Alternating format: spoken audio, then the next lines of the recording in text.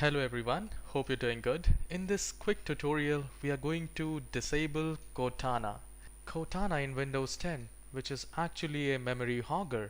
So what Microsoft thinks that it works like Alexa, but so we will disable Cortana permanently by very easy steps. Make sure you follow all the steps. So press Window and R key on a keyboard, or you can simply do a right click on the start icon and go to run.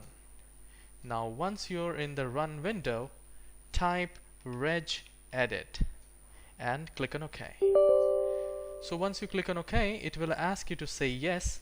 So I'll just click on yes and a window will appear like this. Now here we need to go to local machine, H key local machine. So you need to expand it and then we need to go to software. So in software, I'll just expand the software.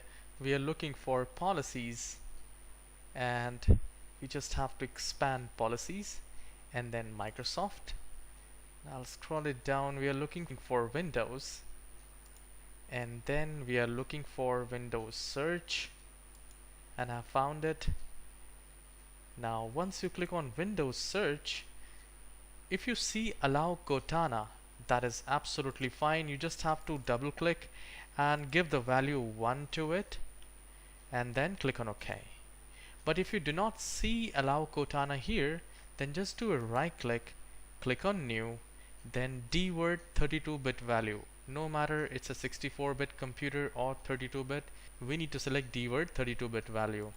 Now the moment you select that, you just need to type allow Cortana without any space, hit enter, and the reason why it's giving me this error because I am creating the second one. So you don't have to do that. You just have to create the one which if you do not have allow Cortana. And once you create this, once you type allow Cortana, just click anywhere and then just do a double click on that, give the value 1, click on OK and restart the computer and see the magic. The Cortana will be removed and your system will thank you.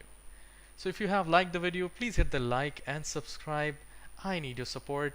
Have a wonderful day.